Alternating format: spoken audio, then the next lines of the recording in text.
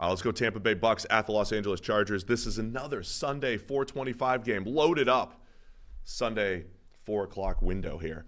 Chargers favored by 3. They're 8-5, taking on the first place 7-6 Bucks. Yeah, the Chargers, they've got one of the best pass defenses in the NFL, consistently extremely good. What do they do against Baker Mayfield, and can they force streaky Baker Mayfield into just the bad streaks? You know, are we going to get a ton of Baker head-scratching, turnover-worthy type plays against a really good pass defense? Yeah, and, you know, as we said, this kind of shows up sometimes within a game. It's not streaky over a 4-week stretch. It's like within a game. In particular, last week, some of the issues were right before the half. There's been a few of those just before the half issues with Baker in the Bucs. So I think they're going to have to play cleaner. Meanwhile, on the other side, Justin Herbert has 1 interception all season. Like, he's on pace for record-setting low interception totals. And he does have 11 turnover-worthy plays. A lot of those are fumbles in the pocket, you know, that he had earlier in the year. He's also stacked up a couple more injuries. Sounds like he's got 2 injuries on the report here, which is way below the week that he had 4. Yeah. You know, going into the Chiefs game back in week 4. He got banged up last week. Yeah. You know, even during the game, obviously, he got what looked like the Charlie horse. You know, took a helmet or whatever to the thigh. I think all QBs are tough. We've seen Mahomes play through injuries. We've seen Trevor Lawrence play through multiple injuries at a time. But Herbert, this seems like every year. And I know everybody gets hurt every single year, but Herbert seems like he's got a tick more. Him and Lawrence seem to have a tick more than others that they seem to play through.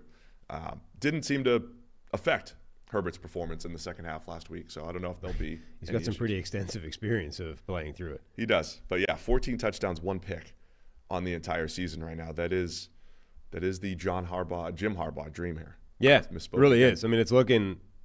He's become the kind of perfect Jim Harbaugh quarterback. Like, they're not putting the ball in his hands as much as it's been in the past. They are relying on the fact that he doesn't turn the ball over, is extremely careful with the football as a general trait in his NFL career, and he is capable of spectacular plays.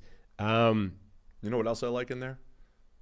A career high now, average depth of target of 9.3. Yeah. We kind of asked for this. Now, it's a lower volume passing attack. Right. But we asked for this for years. Like, what if you let Herbert be the flip the field guy? Would he still take care of the ball and create big play opportunities? I think the answer is yes. The question is now, do they have the receivers to kind of make that work? And that's the thing. Without Ladd McConkey, the rookie last week, we saw just how kind of bereft of talent this receiving core is. And that was with Quentin Johnston making a couple of plays, you know, probably having the best game of his career in totality. Maybe it wasn't the best productive or the most production he's ever had. But when you sort of stack up the positive contributions he made in that game, I think you can fairly argue that was the best game of his career. Even with that, it's like this offense just doesn't have enough absent Ladd McConkey, particularly when their running backs are banged up and, you know, J.K. Dobbins is done. They are missing weapons. So I think, you mentioned the pass game too for the Bucs going up against this Chargers defense. Chargers done a pretty good job against the run as well. The Bucs rushing offense, whether it's with Bucky Irving, Rachaad White ran extremely well last week. Sean Tucker's gotten his this year when he's had opportunities. The Bucs have run the ball extremely well.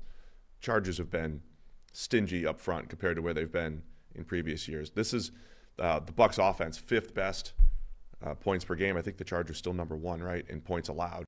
So should be a great matchup. I love this one. Yeah, love this game. It should be a fun game. You know, it's a strange one where I think Tampa Bay's defense, because the Chargers are lacking weapons and kind of banged up on offense, I think their defense can do a decent job, and then it really does come down to whether Baker can play a clean brand of football or if he's going to be forced into a bunch of mistakes by the Chargers defense.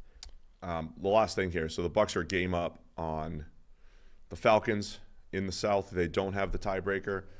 After this game, the Bucs, this is the most difficult game they have by far out of their last 4. They're at the Chargers this week. They're at Dallas next week.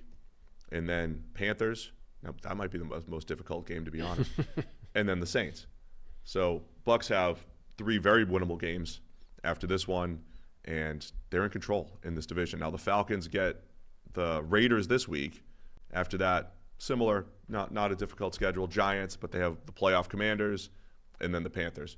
So I think both teams are essentially playing one playoff caliber team. It's the Bucs this week, and it's the Falcons in a few weeks.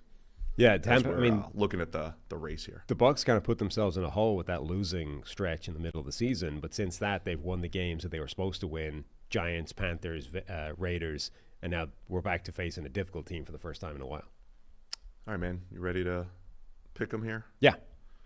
Chargers by 3, over under 45.5. Where are you going? Going with the Chargers. I feel like that defense might create some bad Baker. Man, I think I'm going to agree. All right, I'll take the Chargers as well. Bouncing back from their disappointing. Do we have any post-Kansas City results, like the post-Detroit? Like every single week where the team has the heartbreaking loss against Kansas City, how do they do? Post-bummer. Yeah, post-doink for the division. I'll take the Chargers. Harry will also take the Chargers to cover the 3 here, Sunday at 4:25. Thanks for watching all the way to the end of our video. For more great content, click here to subscribe and here to watch another video. We'll see you again soon.